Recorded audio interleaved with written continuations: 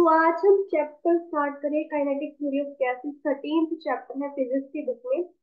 और ये चैप्टर बहुत इंपॉर्टेंट है प्लस टू केमिस्ट्री के लिए। वाई? प्लस टू केमिस्ट्री में आपको ये देखने को मिलेगा जब आप आइडियल गैसेस के बारे में पढ़ोगे, तो उसमें आप पीवी को स्टैंडर्ड इक्वेशन भी पढ़ोगे उसमें भी। तो वैसे थर्मोडायनेमिक्स चैप्टर आपको बाद में करवाना चाहिए, पहले ये चैप्टर करवाना चाहिए, ताकि आपको आइडियल गैस और आइडियल गैस इक्वेशन के बारे में अच्छे से नॉलेज हो।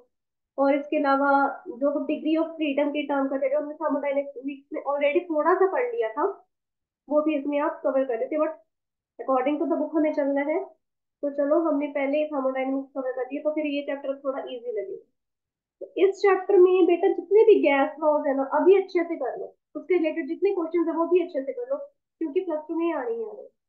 ओके, तो हमारे पास है अभी गैस लॉस हम करेंगे। गैस लॉस में कौन कौन से गैस लॉस आते हैं? सबसे पहले करेंगे बॉयल्स लॉ। लिख देती हूँ, बॉयल्स लॉ। फिर आता है हमारे पास चार्ल्स लॉ। फिर होता है ये लुसेक्स लॉ। ये लुसेक्स लॉ। ठीक है। और इसके अलावा हमारे पास आ जाती है फिर परफेक्ट गैस इक्वेशन, जो कि मेरे पास ये तो गैस लॉस हो गई, गैस इक्वेशन में आ जाती है गैस इक्वेशन। गैस इक्वेशन जिसको हम कहते हैं परफेक्ट गैस इक्वेशन भी कह देते हैं, जिससे हमें यूनिवर्सल गैस कांस्टेंट के बारे में भी पता चलेगा। यूनिवर्सल गैस कांस्टेंट के ऊपर स्टडी करेंगे, उसके क्या यूनिट्स होते हैं, क्या उसकी इम्पोर्टेंस है। और इसमें एसटीपी की अच्छे से यूनिट्स अलग अलग में क्या होती है, अलग अलग, जैसे एसआई में क्या है, सीजीएस में क्या है, वो भी करना है। एसटीपी की यूनिट बहुत इंपॉर्टेंट है, मुझे याद है मैं प्लस टू में थी, प्लस टू और प्लस वन दोनों में, फिजिक्स में और केमिस्ट्री में, मतलब प्लस टू की केमिस्ट्री में और प्लस वन की फिजिक्स में मुझे ये क्वेश्चन आया था।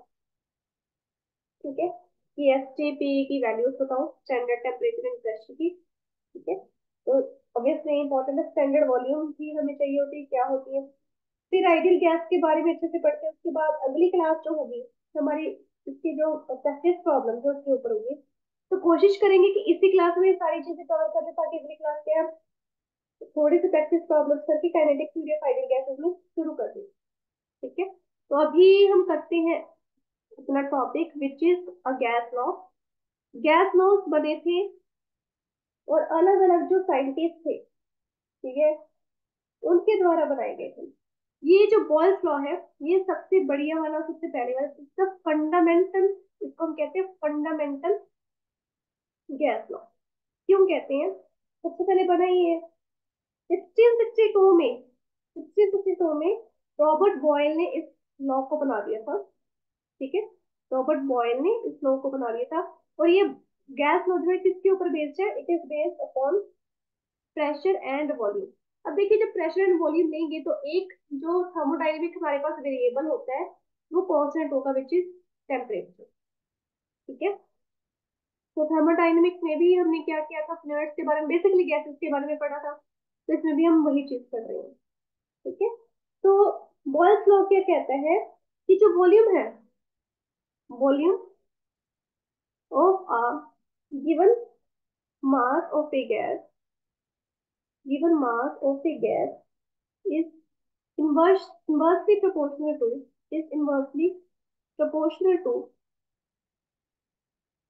is inversely proportional to its pressure, inversely proportional to its pressure, provided, क्या जरूरी है, provided the temperature remains constant। Temperature है वो मेरे पास क्या रहे, कांस्टेंट रहे। ये होता है हमारे पास बॉयल्स लॉ। ठीक है, तो अगर स्टेटमेंट के अकॉर्डिंग जो वॉल्यूम है, कोई भी गैस है, उसका कुछ मास, उसकी जो वॉल्यूम होगी वो इनवर्सली प्रोपोर्शनल होगी प्रेशर जिसके अंदर वो पड़ी है। ठीक है, अब मैं यहाँ पर प्रोपोर्शनैलिटी का साइन हटा के इक्वालिटी का साइन लगाऊंगी, तो यहाँ पे एक कांस्टेंट बचेगा विच इज के अपॉन पी हो जाएगा। ये के क्या है, एक कांस्टेंट है। अब ये जो के की वैल्यू है ना, किसके ऊपर डिपेंड करेगी? सबसे पहले डिपेंड करेगी मास ऑफ ए गैस। जिसका गैस का मास होगा वैसे ही इसकी वैल्यू चेंज हो जाएगी। ठीक है, अब ये यूनिवर्सल कांस्टेंट नहीं है कि सब जगह सेम नहीं है। मास ऑफ ए गैस के अकॉर्डिंग चेंज होगा, उसके ऊपर डिपेंड करती है टेम्परेचर। माना टेम्परेचर कांस्टेंट है, बट कितना है, 4 डिग्री है कि 40 डिग्री है, उसको फेरेनहाइट में ले रहे हैं कि सेल्सियस में ले रहे हैं, किस में ले रहे हैं? तो ये चीज भी हमारे पास कंफ्यूजिंग है। ठीक है, तो टेम्परेचर पे डिपेंड करे। फिर वो यूनिट जिसमें pressure and volume are measure, unit किसके, यूनिट्स जिसमें प्रेशर एंड वॉल्यूम के मेजर किए जा रहे हैं, उनको सीजीएस में मेजर कर रहे हैं कि से ऐसे भी कन्वर्ट करें, ऐसे भी मेजर करें। ठीक है, तो इस तरह से के की वैल्यू चेंज होती रहेगी। ये कोई यूनिवर्सल कांस्टेंट है, ये याद रखें। आपको मेन इसमें ये वाली चीज याद रखनी है, क्योंकि इसकी और इसकी अलग अलग होगी तो डिफरेंशिएशन हो जाएगी, इसलिए मैंने एक ही स्क्रीन के ऊपर कर दिया। अब देखिए, जो मान लीजिए कि जो प्रेशर और वॉल्यूम, देखिए सीधी सी बात है कि वो चेंज हो रही है। मेरे पास कोई सिलेंडर है, ठीक है, उसके अंदर क्या है, पिस्टन लगा हुआ है, और इसका टेम्परेचर क्या है, कांस्टेंट है, तो मेरे ख्याल से एक तरह से मैं कह सकती हूँ आइसोथर्मल प्रोसेस हो जाती है, राइट। तो कंडक्टिंग आवाज है इस सिलेंडर की। तो मैं क्या करूँ, इनिशियली मेरे पास क्या थी, P1 V1 वॉल्यूम थी, लेकिन मैंने इसको एक्सपैंड कर दिया या कंप्रेस कर दिया, कुछ भी किया, मेरे पास जो फाइनल वैल्यूज आई वो P2 V2 आ गई, प्रेशर वॉल्यूम की वैल्यूज चेंज होगी। तो बॉयल्स लॉ के अकॉर्डिंग जब ये दोनों आपस में इनवर्सली कांस्टेंट है, अगर मैं इसको लूं पी वी, मेरे पास क्या आएगा, कांस्टेंट के क्या है, कांस्टेंट है, तो इसके अकॉर्डिंग ये दोनों आपस में इक्वल हो गए। आइसोथर्मल प्रोसेस वाला आ गया ना यहाँ पर, वही चीज आ गई ना, तो ये चीज हो गई यहाँ पर। तो अगर मैं इसका ग्राफ बनाना चाहती हूँ, इसके दो ग्राफ बनेंगे, इसके दो ग्राफ बनेंगे। पहला ग्राफ बनेगा पी वर्सेस वी, पहला तो ये बनेगा जो मैंने इसके अकॉर्डिंग बनाया कि पी और वी। दूसरा क्या बनेगा, पी वर्सेस 1/v, यहाँ पे मतलब कि इसको इधर ले जा रहे हैं, इसको इधर ले जा रहे हैं, तो पी वर्सेस 1/v में भी हम कर रहे हैं। ठीक है, तो अगर मैं पी वर्सेस वी लूंगी, अगर मेरे पास टेम्परेचर कांस्टेंट है, दोनों केसेस में टेम्परेचर क्या है, कांस्टेंट है, तभी मेरे पास बॉयल्स लॉ आएगा। अगर टेम्परेचर कांस्टेंट ही नहीं हुआ तो मेरे पास बॉयल्स लॉ कैसे आएगा? जो पीवी ग्राफ है उसकी इस तरह से कर्व आएगी, पीवी ग्राफ क्या है, इस तरह से कर्व आएगी। ठीक है, और जो पी वर्सेस 1/v ग्राफ है उसकी इस तरह से स्ट्रेट लाइन में कर्व जाएगी। ये तो ये मेरे पास बॉयल्स लॉ है, इसका इतना ही करना है, क्या है, वॉल्यूम जो है गिवन मास ऑफ गैस की वो इनवर्सली प्रोपोर्शन होगी प्रेशर के, और टेम्परेचर कांस्टेंट रहेगा। तो एक तरह से मैंने आइसोथर्मल प्रोसेस का एक एग्जांपल ले ली, जिसमें इनिशियली मेरे पास प्रेशर वॉल्यूम कुछ और थी, जब उसको एक्सपैंड या कंप्रेस किया गया पिस्टन को या गैस को, तो मेरे पास सेकंड आ गई P2V2। सिर्फ मुझे यहाँ से पता चला कि पीवी मेरे पास के विच इज कॉन्स्टेंट उसके बराबर है, तो ये आपस में भी इक्वल है, जो कि मैंने आइसोथर्मल में भी पढ़ा। तो मेन आपने कुछ चीजें याद रखनी है, उनको मैं इरेज नहीं करूंगी, बाकी चीजों को मैं यहाँ पे इरेज कर रही हूँ। ठीक है, तो मैं सारे इरेज करके मैं ऊपर लिख देती हूँ, थोड़ा इजी हो जाएगा आपको। ग्राफ को याद रखना, ग्राफ के बेसिस पे भी क्वेश्चन आ जाते हैं, स्पेशली एमसीक्यू के। के वर्सेस वी की कर्व थी, अंदर की तरफ मुड़ी हुई, और पी वर्सेस 1/v की स्ट्रेट लाइन में थी कर्व। ठीक है, तो यहाँ पर इसके अकॉर्डिंग मेरे पास क्या है, पी वी जो है के कांस्टेंट इक्वल लगता है, या मैं कह दूं वी जो है मेरे पास के अपॉन पी के इक्वल होता है, विच इज द फॉल्स। दोनों चीजें इसके अंदर आ रही है। ठीक है, या कह दो P1 V1 मेरे पास P2 V2 की इक्वल है। ठीक है, ये मेरे पास बॉयल्स लॉ हो गया इतना, इसको मैंने छोड़ खेल लिया, तो इसको रख दिया। अब करते हैं चार्ल्स लॉ। चार्ल्स लॉ, देखो बॉयल्स लॉ आया था 1662 में, चार्ल्स लॉ आया मेरे पास 1787 में। काफी फर्क पड़ गया भाई, पूरी एक सेंचुरी का फर्क पड़ रहा है ना, सेंचुरी से भी ज्यादा। ये दिया गया था भाई अलेक्जेंडर चार्ल्स, अलेक्जेंडर चार्ल्स। ठीक है, और ये लॉ मुझे बताएगा relationship between volume and volume and, अरे एंड क्यों नहीं बनता मेरा, वॉल्यूम एंड टेम्परेचर। और अगर वॉल्यूम एंड टेम्परेचर यूज हो रहे हैं तो एक चीज कांस्टेंट होगी, कौन कांस्टेंट होगा, कांस्टेंट होगा मेरे पास प्रेशर। ठीक है, ये चीज कांस्टेंट प्रेशर की होगी। तो इसके ना दो स्टेटमेंट है, दोनों ही आपको याद करनी पड़ेगी। पहली स्टेटमेंट क्या कहती है, हम जिसकी बेसिस पे हम इसको उसकी इक्वेशन लेके आएंगे, ये कहती है कि if the pressure if the pressure remains constant if the pressure remains constant, then the volume, then the volume of a given mass of a gas, of a given mass of a gas, you can say increase कर जाती है decrease कर जाती है, तो दोनों लिखते थे इंक्रीजेस और डिक्रीजेस बाय, ये टर्म याद रखिए 1/273.15 वैल्यू से या तो बढ़ जाएगी या कम हो जाएगी। कब? जो वॉल्यूम है गैस की ऑफ दानी ऑफ इट्स देखो, ऑफ इट्स वॉल्यूम, जो वॉल्यूम है गैस की वो या तो बढ़ जाएगी इतनी टर्म से या इतनी ही टर्म से कम हो जाएगी। कब? At 0 degree Celsius for each 1 degree Celsius rise और फॉल और फॉल इन टेम्परेचर। देखिए, या तो मेरे पास जैसे जैसे एक एक डिग्री करके टेम्परेचर बढ़ रहा है, जब मेरे पास एक एक डिग्री करके टेम्परेचर बढ़ रहा है तो मेरे पास ये वैल्यू इतनी इतनी अमाउंट से बढ़ती जा रही है वॉल्यूम से। अगर मेरे पास टेम्परेचर 1 डिग्री करके कम हो रहा है, मान लो मेरे पास पहले 5 डिग्री था, फिर 4 डिग्री हो गया, फिर 3 डिग्री हो गया, तो वैसे ही इतनी वॉल्यूम क्या कम होती जाएगी वॉल्यूम में से एक एक करके।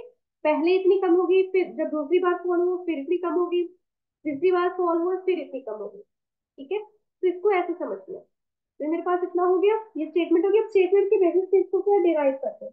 मान लो मेरे पास वी नोट क्या है, वॉल्यूम है गैस की। कब? जब मेरे पास टेम्परेचर क्या है 0 डिग्री सेल्सियस, जब मेरे पास टेम्परेचर 0 डिग्री सेल्सियस है। तो चार्ल्स लॉ क्या कहता है, ये तो वी नोट वॉल्यूम है 0 डिग्री सेल्सियस पे, वी नोट वॉल्यूम है 0 डिग्री सेल्सियस पे।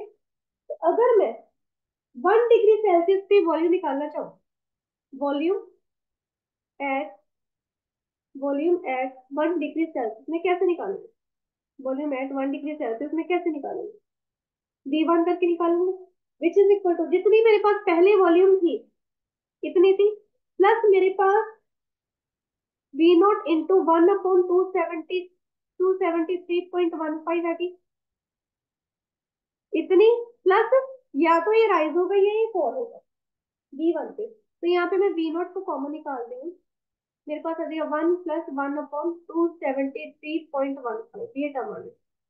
अब मान लो मैं वॉल्यूम निकालना चाह रही हूँ एट 2 डिग्री सेल्सियस। अभी 1 डिग्री सेल्सियस था तो 1 हो गया, 2 डिग्री सेल्सियस है तो मेरे पास ये 2 हो जाएगा। तो ये 1 + 2/273.15, 3 पे करूंगी तो 3 हो जाएगा, 4 पे करूंगी तो 4 हो जाएगा। मान लो एट T डिग्री सेल्सियस मेरे पास वॉल्यूम क्या होगा, 3 डिग्री सेल्सियस से मेरे पास वॉल्यूम आएगी VT, which is equal to V0 into 1 + T/273.15, ये चीज आ गई। अब इसको एलसीएम लेके इधर ले आओ, VT मेरे पास आ जाएगा, VT मेरे पास आ जाएगा V0 इंटू 273.15 प्लस T/, 273.15, ये टर्म आ गई। अब इसको मैंने इस तरह से क्यों किया, क्योंकि मैं अभी यहाँ पर T0 और T लूंगी। देखिए, अगर मेरे पास T0 और T टेम्परेचर है केल्विन स्केल पे, जो कि 0 डिग्री सेल्सियस और 3 डिग्री सेल्सियस पे कॉरेस्पॉन्ड कर रहे हैं, तो T0 जो टेम्परेचर है मान लो 0 डिग्री सेल्सियस पे कॉरेस्पॉन्ड कर रहा है केल्विन स्केल पे, तो मेरे पास ये क्या आएगा 273.15, प्लस इसको केल्विन में कन्वर्ट करें तो 0 डिग्री सेल्सियस तो जीरो आ जाएगा, 0 डिग्री सेल्सियस पे है तो इसके साथ जीरो ऐड कर देंगे, तो मेरे पास ये तो इतनी टर्म आ गई, इतनी आ गई केल्विन में। टी है तो 3 डिग्री सेल्सियस ऐड करेंगे ना, 273.15, इसमें मैंने T डिग्री सेल्सियस को ऐड कर दिया तो मेरे पास क्या आ जाएगा 273.15 प्लस T, बस इसको सिंपल T रखना है। ठीक है, अब यहाँ पर ये टर्म एज इट इज पड़ी है, यहाँ पर ये टर्म एज इट इज पड़ी है, तो इसको हम पुट आउट कर दे वैल्यू से, मेरे पास VT आ गया V0 इंटू T/T0, ये चीज आ गई। अब क्या करेंगे, नॉट वाली टर्म एक साइड कर लेनी है और दूसरी टर्म एक साइड, तो इसको मैं यहाँ पे लिखूंगी v t upon t which is equal to v not upon t not. तो इफ यू पे अटेंशन, ये वैल्यू भी फिक्स है, ये 0 डिग्री सेल्सियस पे क्या वॉल्यूम होगी वो फिक्स हो चुकी है, वो ना अब कम हो सकती है ना बढ़ सकती है। 0 डिग्री सेल्सियस, 0 डिग्री सेल्सियस 0.1 या 1 डिग्री सेल्सियस नहीं हो सकता, ये भी फिक्स है। तो मैं ये कह सकती हूँ कि जो वॉल्यूम एट टी टेम्परेचर है, वॉल्यूम एट टी टेम्परेचर है अपॉन टी टेम्परेचर पे जो एब्सोल्यूट टेम्परेचर आ रहा है, ये टर्म क्या आ रही है, कांस्टेंट आ रही है। ये टर्म मेरे पास क्या आ रही है, कांस्टेंट। तो अब यहाँ पर मेरे पास एक ही वैल्यू आ गई वॉल्यूम ऑफ टेम्परेचर के related. That means I can say that कि जो वी टी है it is directly proportional to the temperature. Constant को हटा के अब मैं उल्टा करी, प्रोपोर्शनलिटी में लेके आ रही हूँ। ये टर्म आ गई मेरे पास, ये दो टर्म्स को याद रखो। तो जिसके बेसिस पे मैंने चार्ल्स लॉ को दोबारा स्टेट करना है, तो क्या होगा, प्रेशर रिमेनिंग कांस्टेंट क्या पे लिख देंगे, प्रेशर रिमेनिंग कांस्टेंट जो वॉल्यूम होगी, volume of given mass of A gas, volume of given mass of A gas is directly proportional to is directly proportional to its absolute temperature, its absolute temperature। ये मेरे पास आ गया, छोटा छोटा लिखा है, पर आई होप तो आपको दिख जाएगा, वैसे आप जूम वगैरह कर सकते हो सारा कुछ। ठीक है, तो ये टर्म आ गई है मेरे पास। अब जैसे पीवी ग्राफ बनाया था, यहाँ पे वीटी ग्राफ बनाएंगे। जगह तो है ही, चलो बना ही लेते हैं, अब जगह इतना तो कर ही लिया हमने, इसके लिए जगह बना लेते हैं।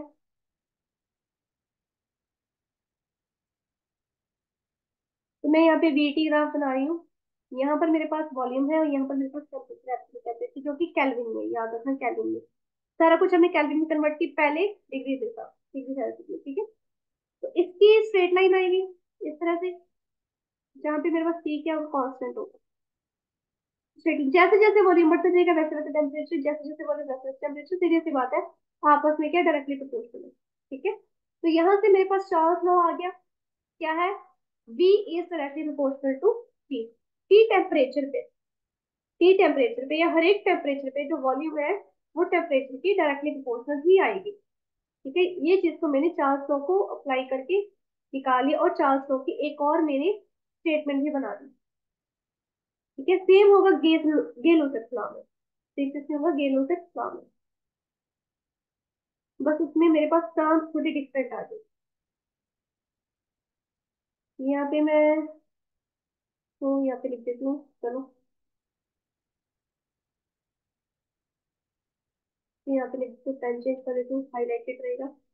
चार्ल्स लॉ, चार्ल्स लॉ जिसमें मेरे पास क्या है, वॉल्यूम और टेम्परेचर थे और टी क्या था, टी क्या था, कांस्टेंट था।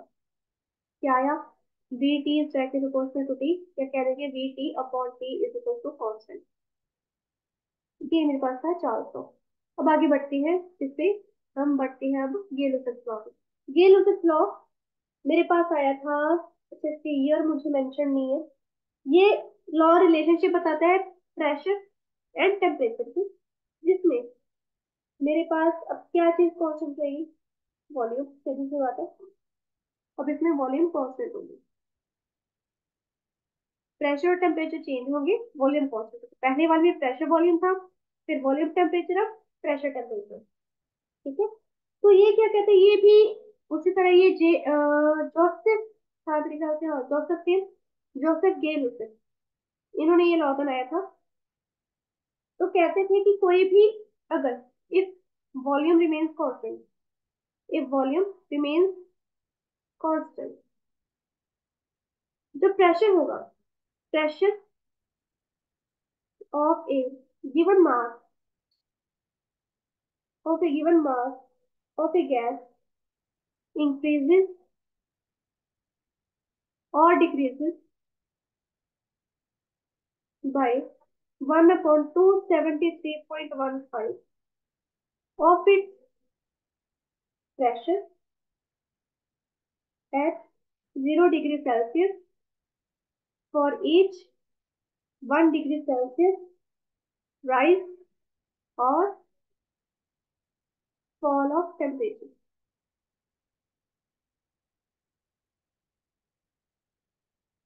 अगर मेरे पास वॉल्यूम कांस्टेंट है, ये जो प्रेशर है given mass of A gas का, या तो इंक्रीज होगा इतना या डिक्रीज होगा, कब? जब 0 डिग्री सेल्सियस से अगर 1 डिग्री सेल्सियस राइज या फॉल होता है। ठीक है, तो मेरे पास पी नॉट क्या है? टेम्परेचर है, सॉरी प्रेशर है एट 0 डिग्री सेल्सियस। तो पी वन क्या होगा? 1 डिग्री सेल्सियस से, 1 डिग्री सेल्सियस से सेम चीज आएगी, पी नॉट प्लस 1 अपॉन 273.15। तो यहाँ पे भी पी नॉट, तो सेम वही वाली चीज आएगी, पी नॉट कॉमन निकाल लिया, 1 + 1 अपॉन 273.15। तो 2 डिग्री सेल्सियस पे यहाँ पे 2 आ जाएगा, 3 डिग्री सेल्सियस पे यहाँ पे 3 आ जाएगा, तो मैं सीधा टी टेम्परेचर पे ले रही हूँ। टी टेम्परेचर पे मेरे पास पी टी आ रहा है, which is P not 1 + T/273.15। ठीक है, यहाँ पर मेरे पास क्या हो रहा है, इसको फिर से याद कर लेते हैं, जैसे पिछली वाले में किया था, पिछली वाले लॉ में किया था। 273.15 plus T upon 273.15। Now T not, T not in kelvin क्या होगा? 273.15 प्लस 0। तो मैं इसको आगे नहीं लिख रही हूँ। टी केल्विन स्केल पे क्या होगा? 273.15। जितना टी डिग्री सेल्सियस बढ़ रहा है या कम हो रहा है, तो ये मेरे पास क्या आ जाएगा? टी, और यहाँ पे टी नॉट, तो मेरे पास आ गया p not is equal to p t, p t is equal to p not into you can say t upon t not. तो नॉट नॉट वाली टर्म सेपरेट करेंगे तो मेरे पास आ जाएगा p t over t is equal to p not upon t not. ठीक है, तो यहाँ पे मैं कह सकती हूँ कि पी अपॉन टी, यहाँ पे मेरे पास कांस्टेंट आ रहा है, कांस्टेंट आ रही है, and I can say p is directly proportional to temperature. वही सेम गेल उस लॉ को हम अनदर वे में अगर स्टेट करना चाहें, अनदर वे में कैसे स्टेट करेंगे? That will be if volume of the gas remains constant, remains constant, the pressure of a given mass of a gas is directly proportional to, is directly proportional to its absolute temperature। तो ये चीज मेरे पास सामने आ गई, इसको आप ऐसे लिख सकते हो। मेरे पास गेल लॉ भी आ गया। गेल लॉ क्या कह रहा है? P upon T constant and P is directly proportional to T। इसका है ये लो सकते। तीन आगे बॉयल्स लॉ क्या कह रहे हैं? पीवी कांस्टेंट है, गेल पीवी कांस्टेंट है, ठीक है। और चार्ल्स लॉ क्या कह रहे हैं? V अपॉन टी कांस्टेंट है, गेल लॉ से क्या कह रहा है? P अपॉन टी कांस्टेंट है। ठीक है, तो अभी टाइम मेरे पास कम रहेगा, इस क्लास में हम क्या सिर्फ लॉज भी कर पाए, गैस लॉज भी कर पाए। नेक्स्ट क्लास में हम perfect gas equation, universal gas constant और आइडियल गैस के बारे में पढ़ेंगे, और साथ में कोशिश करेंगे कि हम इसकी प्रैक्टिस प्रॉब्लम्स भी कर सकें। ठीक है, that is up for today's class.